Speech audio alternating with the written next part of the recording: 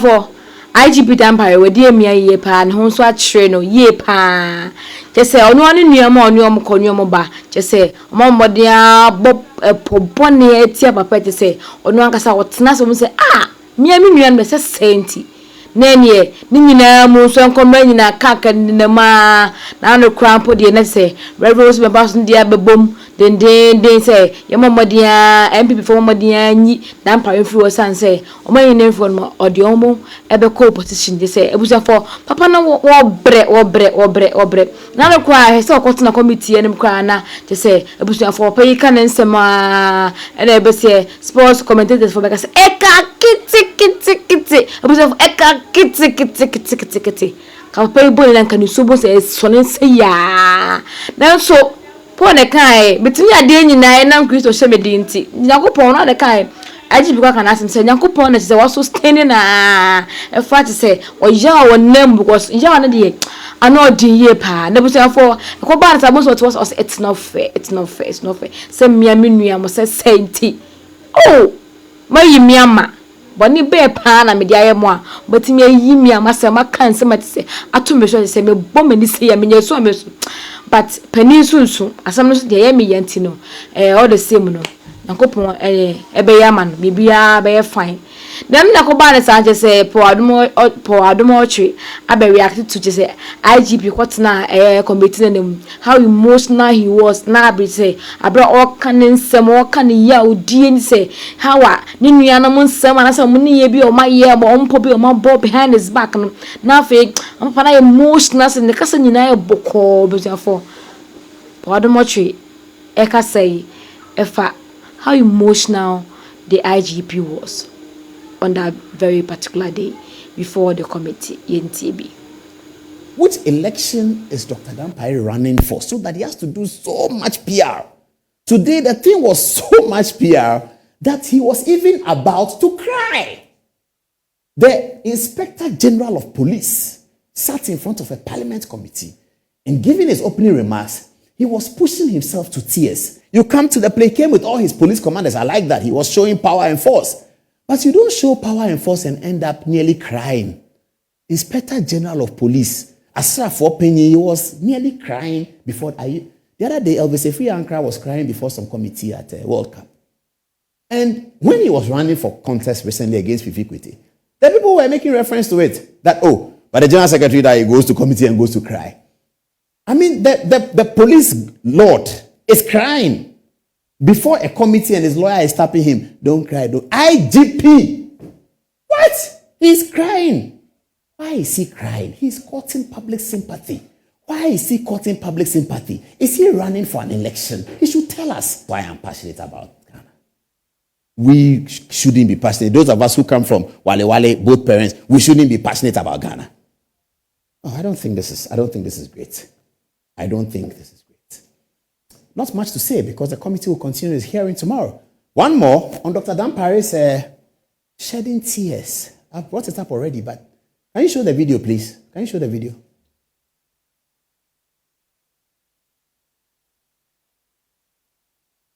The video is not ready. Okay. All right, they say the video is not ready. It's 10:15. Maybe we'll get that video later on. But Dr. Dampare was crying. He was shedding tears. It's going around on social media all the time. He was crying. But why does the Inspector General of Police appear before a committee and appears to be crying? Why? This is the Inspector General of Police. This is the Inspector General of Police.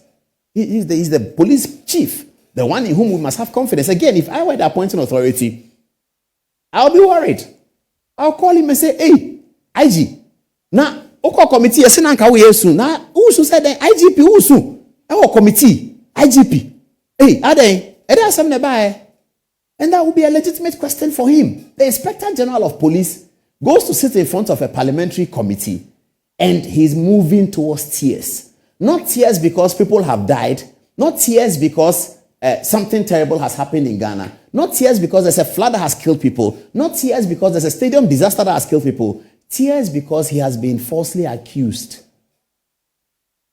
Or so he tells us. That he has been falsely accused, so he's crying. Was he really crying? Or was he courting public sympathy? Why does he need to do that? To deal with that. But if you have the video that Dr. Dampare was crying, and I think the crying is bad, it shouldn't have happened. It should never happen. We don't want to see the inspector. We want to see him like this. This is the Inspector General of Police. This is Dr. Dampare. Correct. This is him. This is the representation and the embodiment of the authority of state within Ghana. That's what he represents. That's what the Inspector General of Police. You don't come and sit at a committee and be crying. No way. After telling us you are multi-ethnic and therefore you are passionate about Ghana, your next thing is that you are crying. And you are not crying about a disaster that has occurred. You are crying because people have said things about you that are untrue. That leads Dr. Dampare to tears. Then what should Paul Adumosu do? If people say things about you that are untrue and you will cry, like I'm dead. Not just me. I mean, you can name all of us doing this kind of basa work. We are all dead. You should come and see my Facebook page. That is what people are saying. Your 3 people go and lie about you, as he says, at committee. You come to the committee, Inspector General of Police. You are crying because people have said things about you that are not true.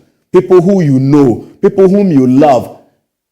What should Akufo-Addo do? Akufo-Addo, do you know what he's gone through? There are so many people, public people, so many, plenty of us always go through this kind of situation. People say things about you, they don't know you. People say things about you that is not true. People say that you have done this is not true. You have done that is not true. And now they say it on Facebook and they are typing that it is dangerous for people to say these things. And you have the Inspector General of Police. He goes to sit in front of Parliament. He's multi-ethnic, therefore he's passionate about Ghana. After that, he's crying. I work hard, and these people, they come here, and without any shred of evidence, they say things about me. And I have been called to come and respond. What? I was there for. I don't see. I don't much with you, ma. IGP dear under no circumstance. So we IGP, a whole IGP. So saying na just say, a command say we know swank or busu say because he would deem now or the starting enough according to Paul. No, they say a choir at a point. No, he realized say. Papa ni nya suan na nkobesu bible say for eya pa menim say bia how Paul much wafa ansem ne de but eya say woni wonua no mo ekoba na behind your back no nyomu nyina esre but adwen mo dwen fa won e very negative pa na say evil eya pa but all the same no so pede poka na say de buzo for utie dia they say etoda kwa ni patimi kan some no to so hu but you don't let the words get to you man get it to you so hu omo ye enipa na won so ye nipa de but abusuafo nsem ni bo no ma meni me yatum sa na eya pa wunya so to da so wutimi su na say eya won timi free wo ba because wo dwene se de oni omo ekoba na fe omo timi aye sa de na ana ye pa ba o de se betin wa yentri aba afa po adom otwe how I reacted to IGP. He is emotional. That emotional side of him, I just say, but all the same, I don't care about him. I never want to also just say, I come on and say, I don't make a better when him say Reverend Isaac, who's been passing the diabe boom, Mr. Lumba de boom, say, just say, MPP for Mama Diana say, oh, me IGP Dampare because. And she had that IGP no or the opposition den IGP nani she akra yes akaka mamia ka dan sensem ya de bia wode for no twabo no sen ha nyina IGP aye kom na waye also obo mi firi taduku be se watwi nani obese beka ho he enti IGP MP for Mamadi na omonyi no emfiri onya saade a opposition no be se eda ho etwomo bete the go back and say Busafo Twene Jonas reacted to and said some na say abuna kaya boy IGP din na munye say and I got na person usunu sa na manyama no wo se wa wo se ye nchi no wa wo se nyine free wo o kan wo die nyina Busafo emfada because IGP die oba na Ghana fo nyina panasam na Ghana fo so mpa ye gbata na chi no yes I dey kan go form panasam kra but the same no Momode tie Twene Jonas nensem waka efa de nkofo keka efa sa IGP no se sa IGP ne de eyenyin free wo eyenyin free wo mo kan sam odi konkonsan di kowa di atro et papa no so nyina mu nyamne ne hene bibia be kama tie Twene Jonas nsem no wi abomode afọ adwenche ebra efa ho ese kwasia bia kodi konkonsan e wa IGP ho enu nti akofo ado am yeti committee a ye waste taxpayers money every 1 minute we are buy machine say yenye dan yen discuss konkonsa obi kwasia bia kodi say IGP nya de nti da bia na ye hwie taxpayers money e ko trans ye discuss but omo ye mwanti bisa say omo antimi ahwie taxpayers money akọ discuss kwan a be fa so yi youth na egu enua ase omo nya adwuma nye kwan be yi youth na omo bokro no omo antamu omo nya adwuma nye omo atimi ahunyansa akọ trans ye a discuss da bi omo ye moa Bibini,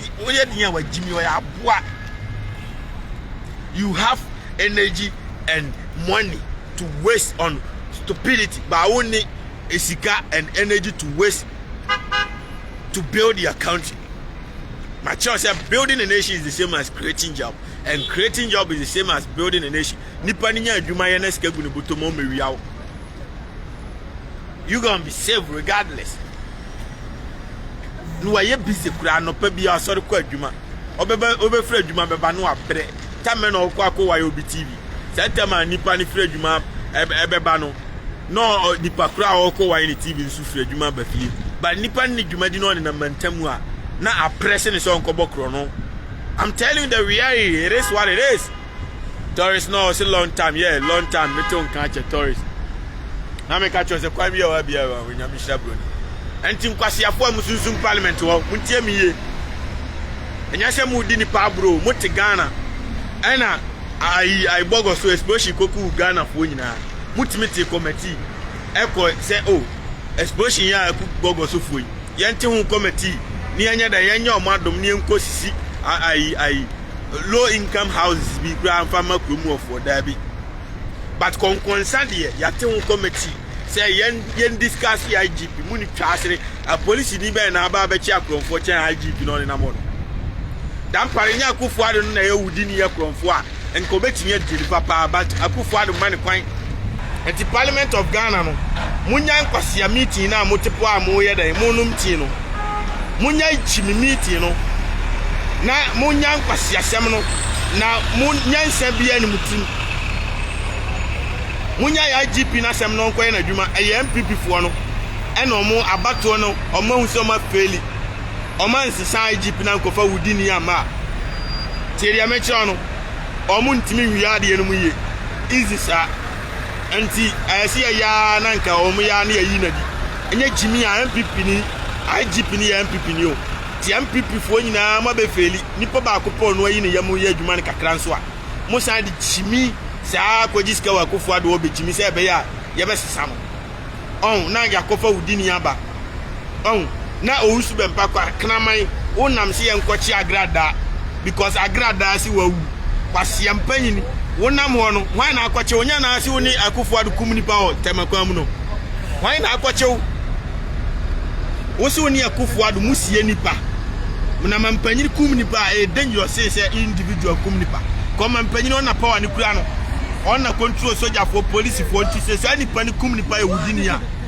I was saying kaban now ya resign the dada ye Ghana na nye serious country ka mampanyini ni sofo na ase o ye wudi ni kum nipa esie nipa oni ni nyina na kosie nipa na sofo ni na moye nkwache no kwasia na agrada ase wawu a wo hu be ne hia Ghana ni ya wawu a enu nti ya nkwache ye ko waste o my resources ko fa agrada na ani agrada ni nyina mfa so be na omuso munyina kufuado no nya muni nanam nya san ka agrada nya oni kufuado nanam anka kanti be na agrada e betimi survive nya o mine na ntina kufuado wo do kwasia wan hwe na do kwasia e baji microphone ko kase wo no what to corruption so o mine ma me to nya me wan hwe mesoma ma obi abeto tie wo di tuo na wura ba bi a e be kase e mani wura me man de tire ahye ne box em abeto buba ahwe mama so ama wakoda g bebo so me ensa na untimi emie wani kwasia ho fi wate utu corruption ase wan corruption nya ono ane wa ankasa corruption nyo no ani Akufo-Addo pass out to corruption ase wan ah wa Jimmy say how many person kwa didi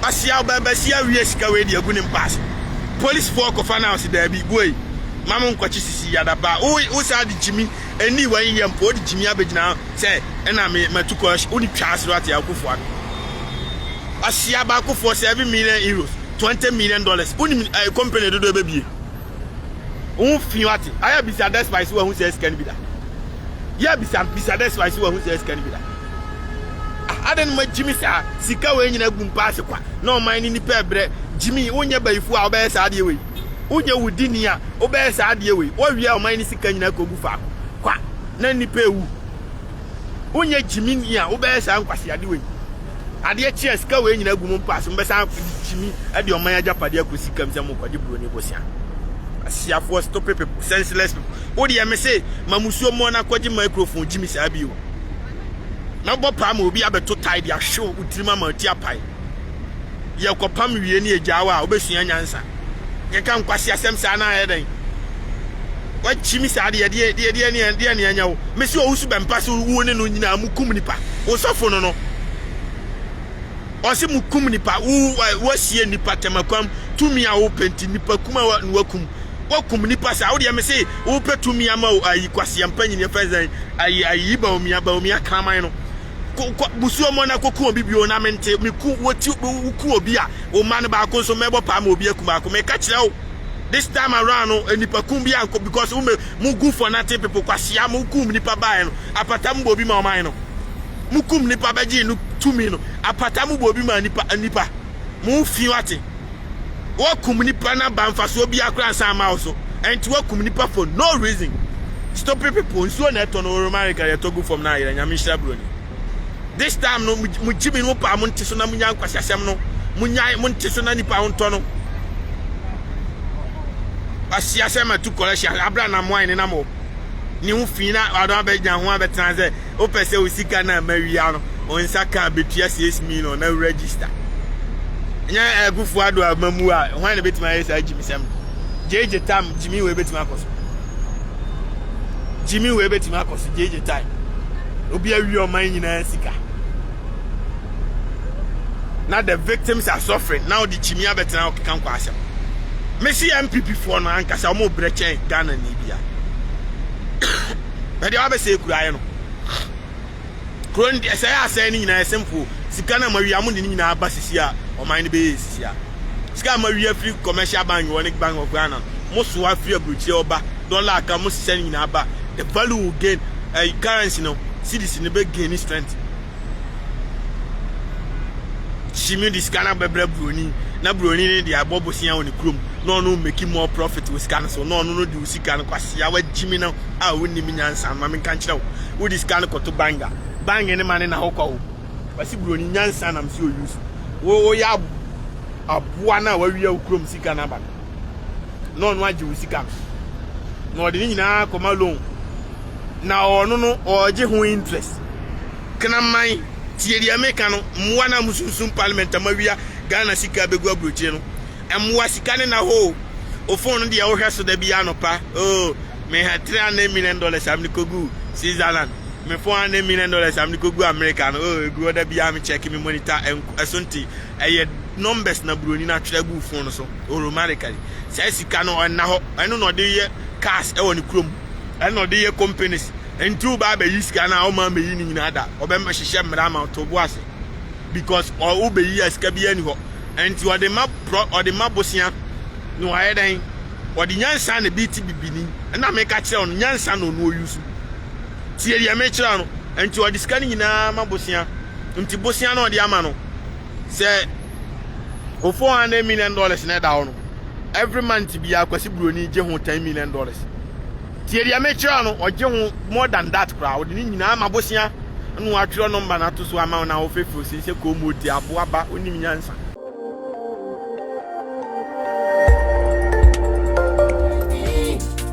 Khemical TV, yeah. Khemical TV, anything goes. Khemical TV for quality entertainment. Khemical TV. Yeah,